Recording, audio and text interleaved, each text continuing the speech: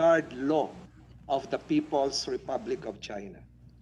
The law, for the first time, Mr. President, explicitly allows its Coast Guard to fire on foreign vessels, fishing boats, Coast Guard boats, naval boats, or any peace-seeking NGO boats, Mr. President. And the law, Mr. President, will take effect February 1, 6 days from now. I'm saying this, Mr. President, because a lot of our fishermen are out there.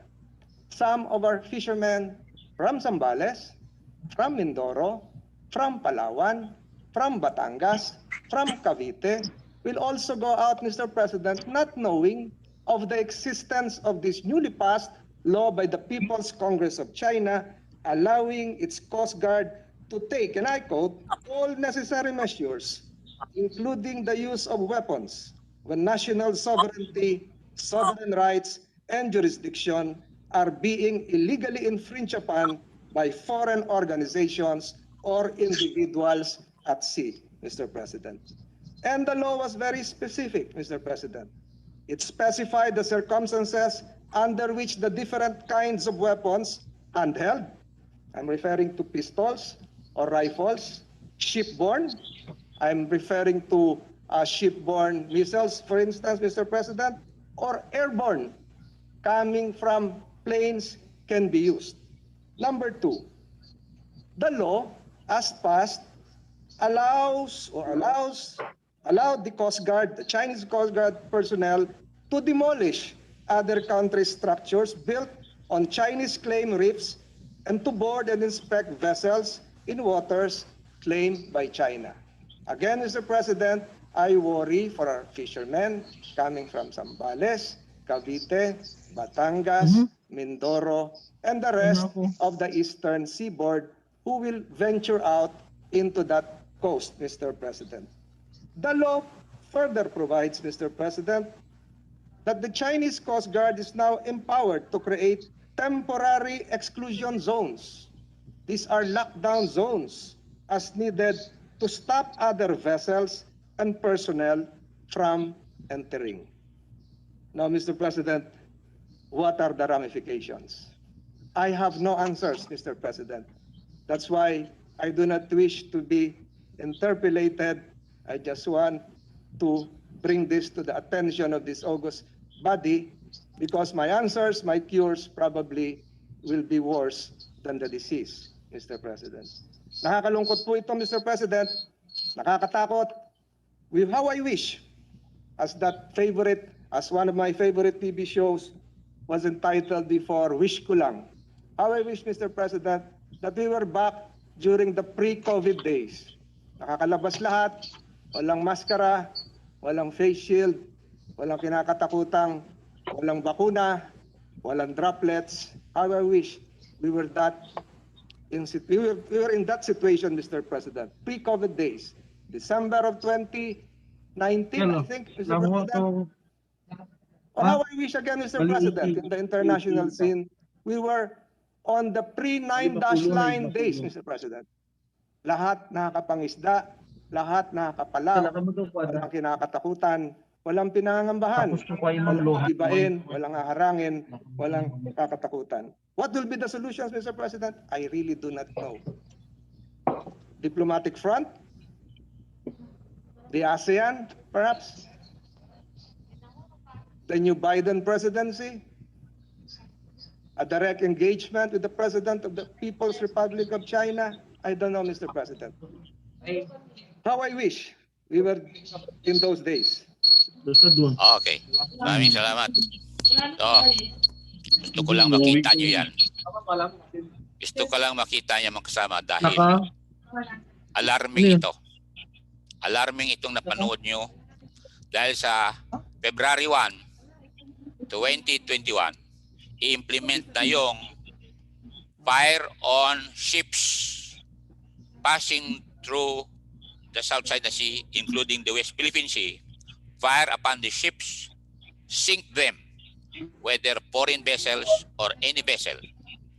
Kaya nakita natin prediction sa China na talagang there will be a conflict diyan sa South China Sea.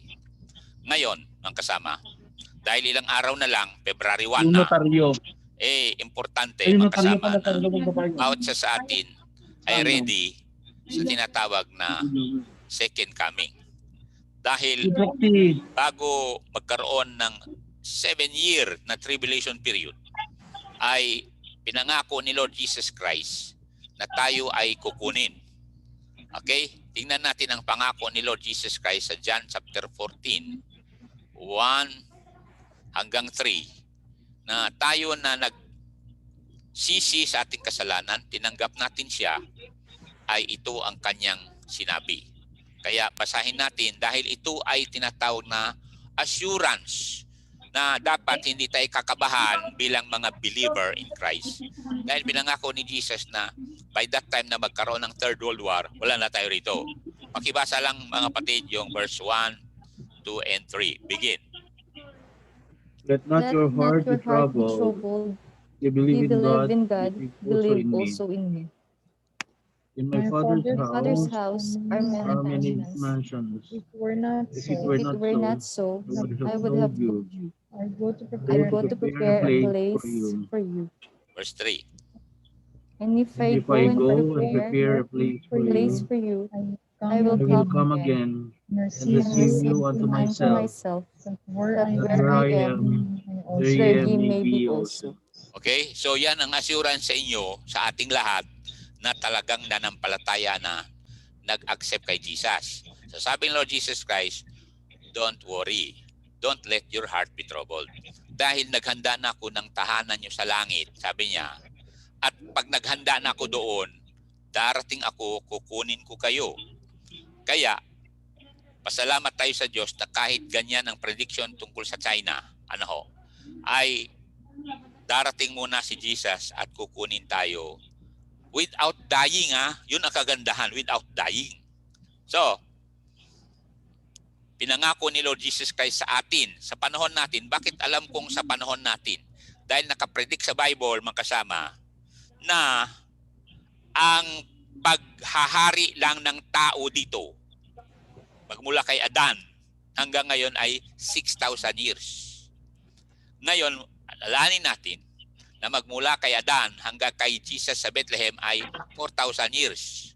Magmula sa Bethlehem hanggang ngayon ay 2,000 years na. So, matatapos na talaga yung 6,000 years na ibinigay ng Panginoon sa tao na maghari dito.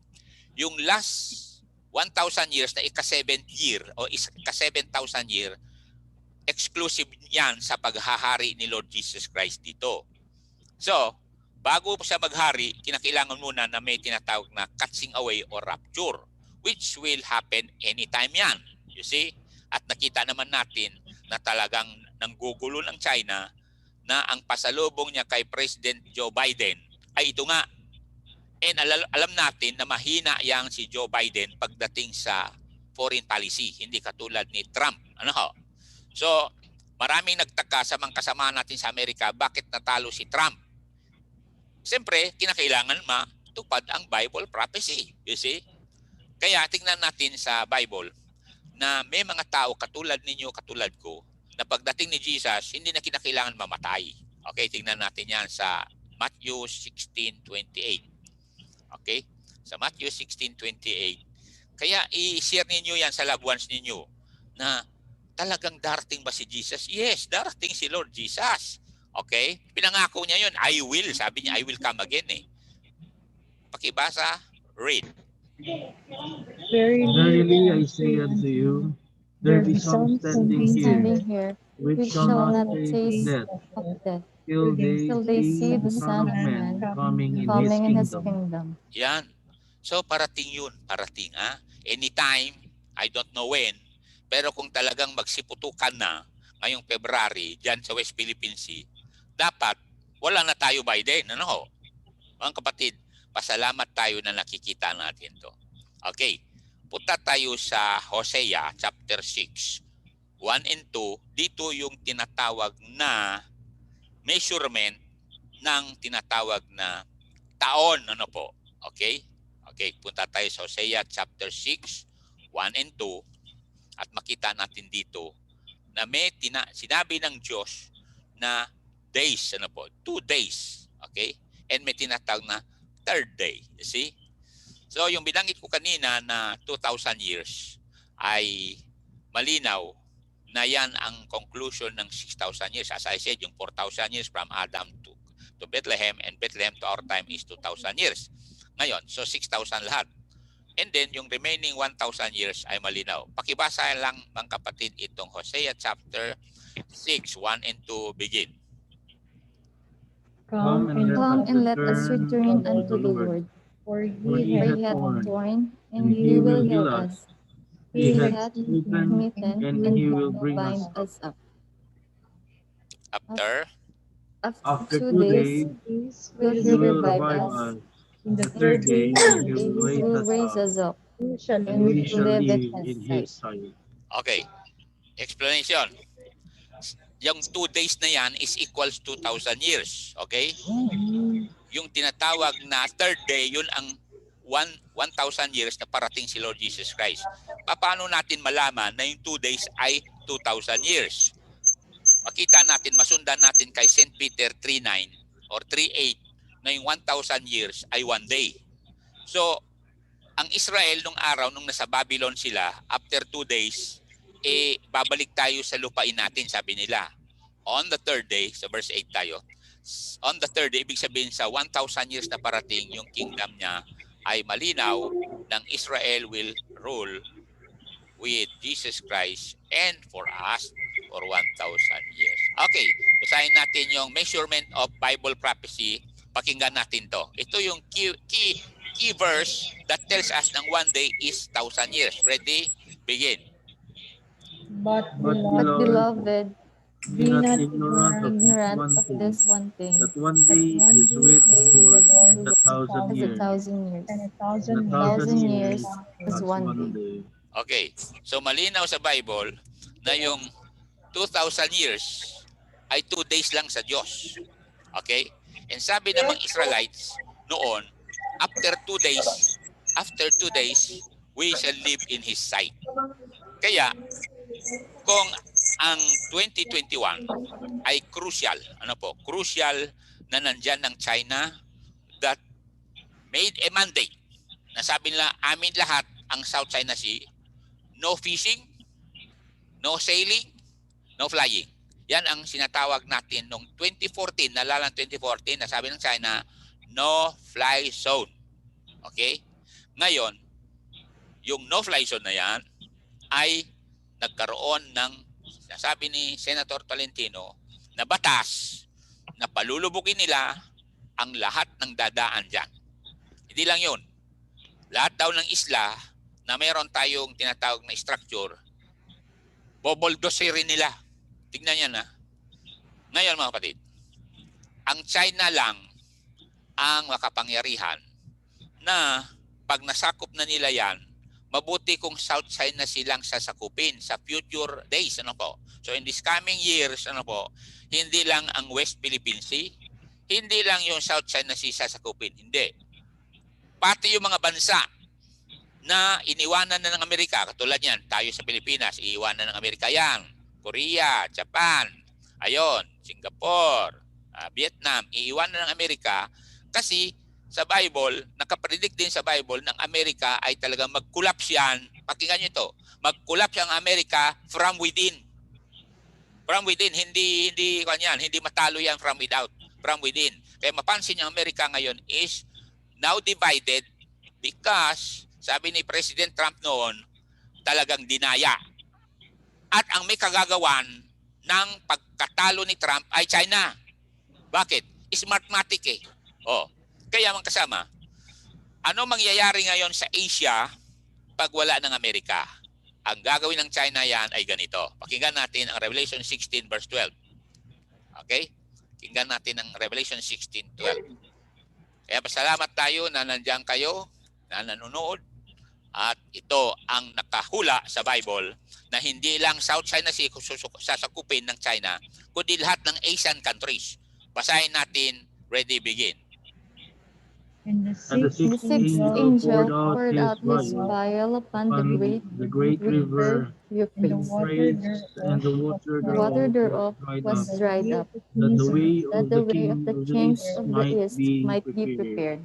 Okay, papansin yung plural, kings of the east. Dahil ganito ang senaryo mga kasama. Pag naubos na ang oil dito sa Asia, ano ho, ang magkakaroon lang ng oil and gas ay Israel.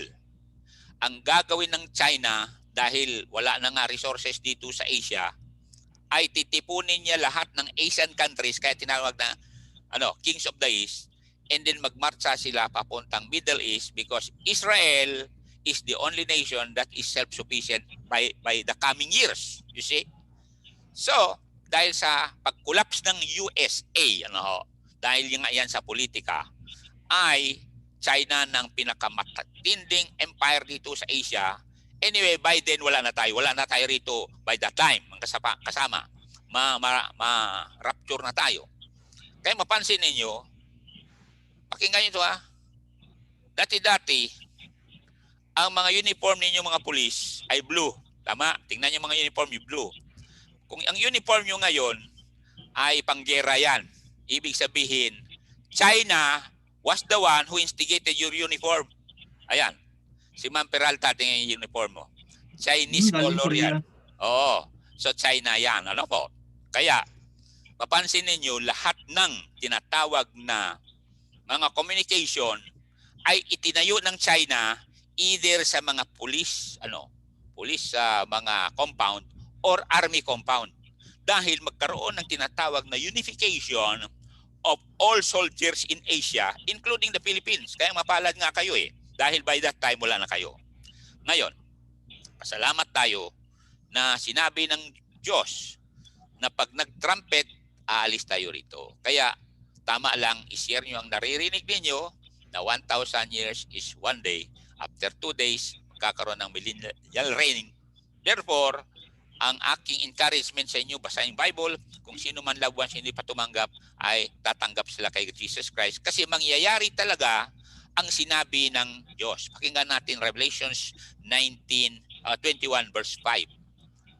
Ito, Revelations 21 verse number 5. Okay?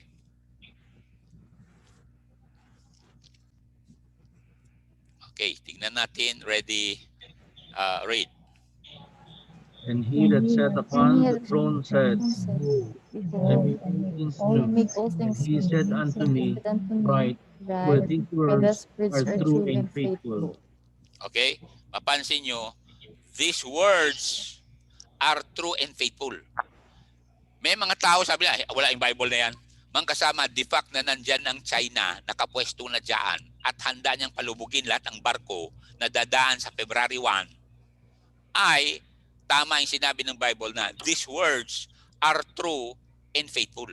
Ibig sabihin, kung ano nang nakahula ay talagang mangyayari. Katulad yan, 2007 years ago, nakahula sa Isaiah na manganak ang isang birhen. O nangyari nga, you see? Ngayon, nakahula 2,200 years ago na magkakaroon ng regathering of Israel. Nangyari nga. Okay? Nakahula 2,000 years ago sa Revelation chapter 6 ng China will become a bully, maging dragon yan. Nangyayari na ngayon, you see. So, ang kasama, pasalamat tayo na alam natin ang sinasabi ng Bible. Therefore, these are the comforting words na nakalagay kay Apostle Paul dito sa 1 Thessalonians 4:16 to 18. Tingnan nyo ang mangyayari before Chinese invasion sa whole Asia, mga kapatid. Tingnan natin. Kukunin niya lahat yan, alalahanin natin. Alam naman ninyo na ang China talagang maraming pag-aari sa Pilipinas yan. So ito ang comforting sa atin. Ready? Read. For the Lord himself shall descend from heaven with a shout, the voice of the archangel, and with the trump of God, and the dead in Christ shall rise first. Then Then we which are alive and remain shall be shall caught be caught up up together together with with them them in the in the clouds, clouds. to meet the Meet Lord the in Lord the in air, the air, and so so shall shall we we ever ever be be with the Lord. with the Lord. Wherefore, Wherefore, Comfort one another one with these another words. with these ayon. words. So, I can also comfort you. Meet the Lord in the air. Yes, we will Amen. meet the Lord in the air. So, I Let's can meet also the Lord. comfort you dahil before China will Wow. engulf the Asian countries. Alis na tayo rito. No? So, pasalamat tayo sa Diyos na meron siyang sinabi. Ngayon, pakinggan pa natin to mga kapatid. Sabi ng ito pa, pakinggan niyo ito. Narinig naman ninyo ng ating power, itong NGCP. Pakinggan niyo ito. Sabi ni Senator Gatchalian na kinakailangan daw palagi tayong update magbayad sa kuryente natin dahil 40% ay pag-aari ng China sa NGCP. 60% ang pag-aari ng Pilipinas. Hawak nila ang computer. Hawak ng China ang computer. Kung hindi daw tayo makabayad sa kuryente natin, kaya nga mapansin ninyo na kinakailangan due date, ilang araw mag-due date yung pagsingil ng Cogelco sa atin. Kasi pag hindi tayo nakabayad, ihahak ng China, shutdown lahat. You see, mga kasama? Kaya tutuin ng salita ng Diyos. Alam natin yan. 40% belong to China, sa atin NGCP, 60% sa atin. Sabi ni Senator Gatchalian noon, dapat palagi daw tayo magbayad. Kaya mapansin niyo nung araw, sigurado nung araw, bata pa kayo, na bakit makaabot ng kahit 3 months hindi ka magbayad ng Cogelco, wala pang disconnection. Ngayon meron disconnection date, ilang araw lang. Good for 7 days lang. It's because takot ang Pilipinas sa China. Ngayon, mga kasama, alam naman natin dito sa ating lugar sa Cagayan na meron tinatawag na Lalo International Airport. Meron ba tayong tinatawag na immigration, mga officers diyan? Wala. Okay? At alam naman natin sa Santa Ana, meron ng tinatawag na Chinese village diyan. Okay? Alam niyo 'yun? Okay? Ang Chinese village na 'yan, hindi ka makapasok doon kung hindi ka magpaalam sa Beijing. You see? So, makita nyo talaga ang kapangyarihan ng China ay talagang mahirap na. At least alam naman natin na ang mga drugs galing sa China. You know why mga drugs galing sa China at ngayon ginagawa din sa Pilipinas is because gusto nila na pagdating nila sa Pilipinas, lahat ng Pilipino hihilo na. Alam naman natin yan, mga kapatid. So, punta na tayo sa next na prophecy. Ito ay prophecy nakalagay sa Revelation 13:16. Okay? So pinag-usapan natin China and mag-pray tayo na hindi muna sila magsiputukan, pero alam ng China iba yan . Hindi sila takot papatayan. Alalahanin natin yung Tiananmen Garden, di ba? Tiananmen Square Garden. Okay? So, Revelation chapter 13:16, mag-shift na tayo sa Europe naman to, Europe. Okay? Anong sabi niya diyan? Verse 13, begin. And he causeth all, both small and great, rich and poor, free free and bond, bond, to receive a mark in their right hand or in their foreheads. Okay? Next na verse. And That no man might buy or sell, save he that had the mark, or the name of the beast, or the number of his name. Okay? Ang Europe, ang mag-implement nito, mga kasama, yung tinatawag na vaccine, okay? Kung alam niyo yung ApiJet vaccine, yung ApiJet vaccine ay meron ng RFID yan, okay? Ang RFID means radio frequency identification. Ngayon talagang mai-implement yan dahil ang last empire na mag-rule sa whole world na ito ay Europe. Malinaw ho yan sa Daniel. At sila ngayon ang mag-implement ng vaccine, okay? Unang-una, i-vaccine nila left side. Okay, left side.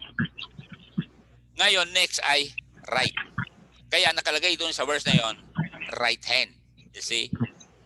Ang alam natin, mga kasama, ay year 2021 will be the vaccination of everyone throughout the world. Okay? Kung na-vaccine na kayo, wag muna kayo mag-alala. Dahil magiging mandatory yan 3.5 years after this year, 2021. Malinaw ho yan, mga kasama. Dahil nakalagay sa Bible na ang schedule talaga ng tinatawag na control, control. Mapansin nyo ngayon, ito yung sinasabi ng Darwinian na principle na kaya ito, survival of the fittest. Ito na yon, survival of the fittest. Tignan yung mga tricycle, hindi makalabas, tama? Kasi ang makakalabas lang, yung mayroong kaya talaga. Yung may mga kotse, you see. Makakalabas man yung motor, isa lang, tricycle, wala. Kaya ito na yung survival of the fittest, mga kasama. At nakikita nyo sa mga mall na bawal yung hoarding. Yan ang mga nakikita natin. Kaya mapalad kayo na tumanggap kay Jesus dahil bago talaga yung mandatory chipping which will be headed by Europe ay talagang aalis muna tayo rito. Kaya ang gawain nyo, i-explain ninyo yung tinatawag na salvation. Okay? Ang salvation, ABC lang naman yun eh. Letter A, accept that you are a sinner. Letter A yan. Ipaliwanag ninyo sa mga anak nyo. Anak, sabihin nyo, letter A, para masave ka, accept that you are a sinner. Romans 3:23. Okay? Letter B, believe that only Jesus can save you. Malinaw yan sa Matthew 1:21. And then letter C, call and confess your sins for salvation. Okay, punta tayo dyan yung call and confess your sin for salvation. Okay, Psalms 32 verse 5. Psalms 32 verse 5. Madali lang masave. Kasi ang tatawagan mo naman Diyos na makapangyarihan sa lahat. You see? So kung sino man sa atin na hindi pa saved, all you have to do is to acknowledge your sin. Okay, ready? Begin. I acknowledge my sin unto thee, and mine iniquity have I not hid. I said, I will confess my transgressions unto the Lord, and thou forgivest the iniquity of my sin. Ayun. So, huwag niyong kalimutan yan. Psalms 32 verse 5. When you acknowledge your sin, then sabi niya, ilantad mo talaga sa Diyos yung kasalanan mo, pagsisihan mo. Sabi niya, I will confess my transgression, Lord. And gagawin ng Diyos sa atin, thou forgivest our sin. Papatawarin tayo.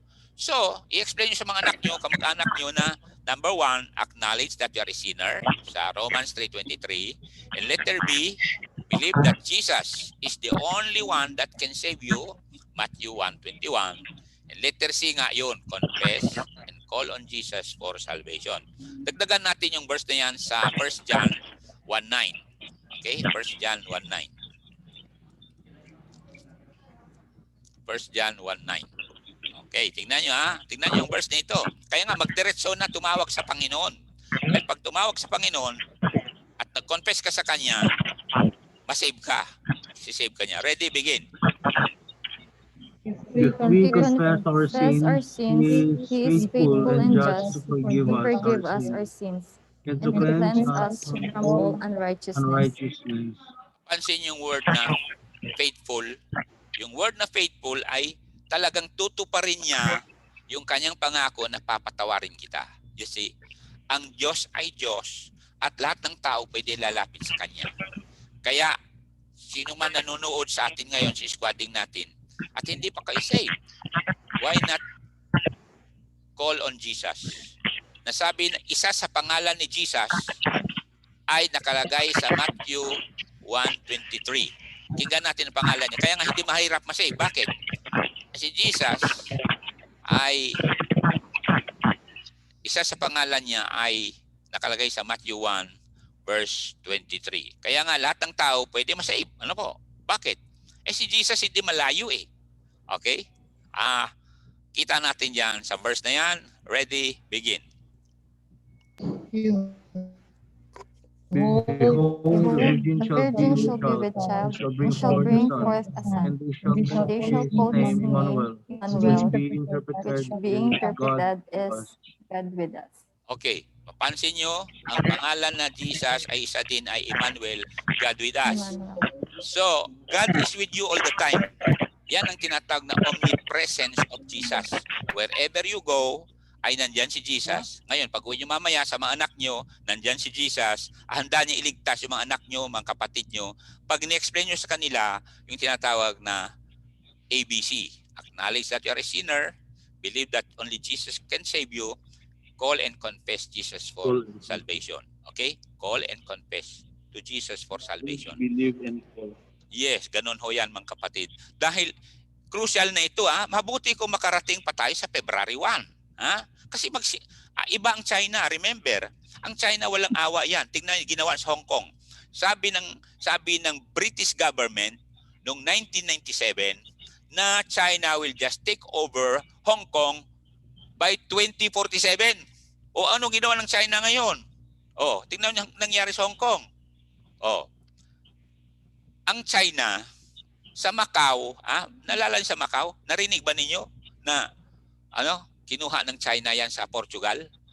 Nakuha yan noong year 2000, December year 2000, kinuha niya. 1997, kinuha ang Hong Kong. Yung Macau, kinuha noong year 2000. Ngayon, taong ito, kinuha na niya ang West Philippine Sea, South China Sea. Sabi, akin na yan. Meron ng tinatawag na batas. Ulitin ko, ang China walang pakialam yan pag maraming mamatay. Kung maalala yung Tiananmen Square Garden na massacre, ang dami namatay noon. Okay? So walang pakialam yan kung maraming mamatay. Tingnan yung ginawa sa COVID. Nalala yung COVID. Sabi ng mga scientists galing sa Wuhan, ang ginawa ng China, lahat ng domestic flight pinigilan. Pero lahat ng international flight, ayan, pinalipad, kaya nakaabot sa Brazil, sa Israel, sa Amerika yung COVID. Ganon ang China, mga kasama. Ngayon, saan galing ngayon ang ating vaccine? Di ba China? Pinagperahan tuloy. You see, mga kasama.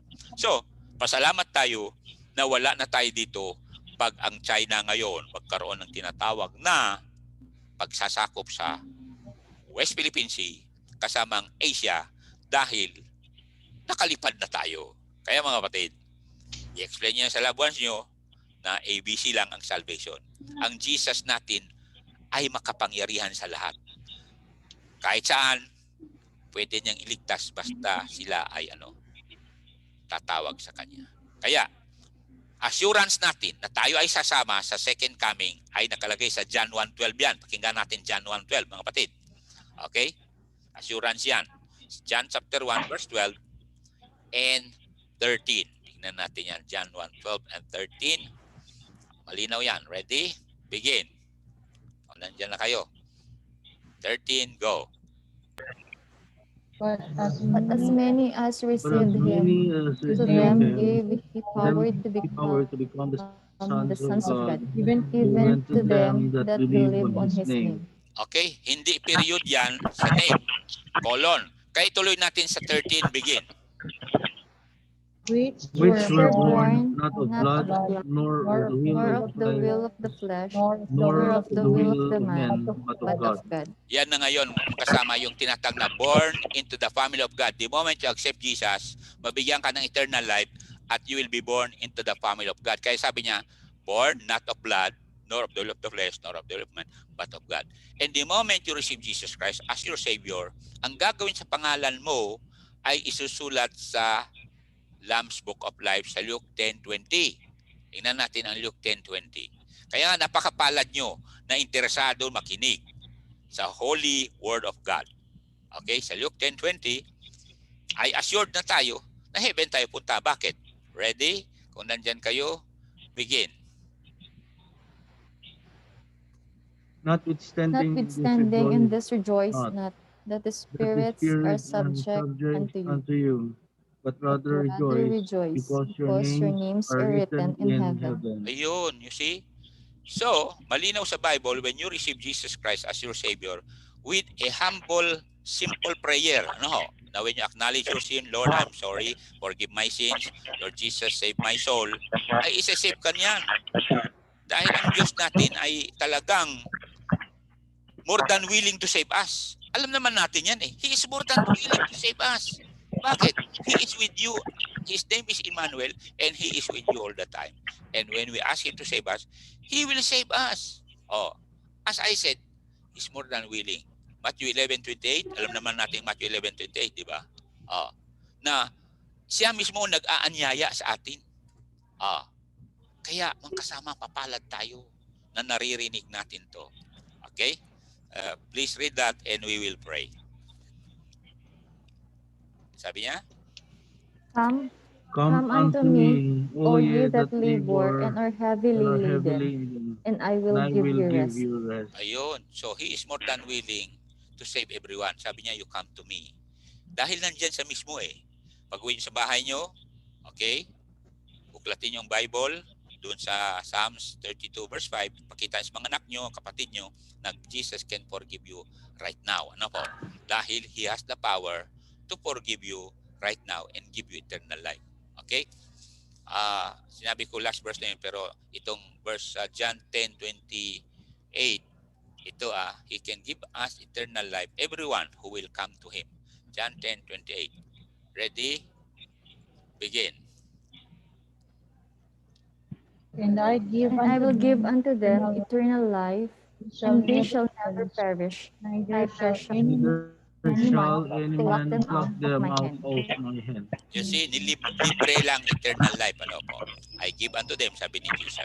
So, salamat sa inyong pakikinig. Let us pray. I want you to bow your head and let's call on Jesus. Ready?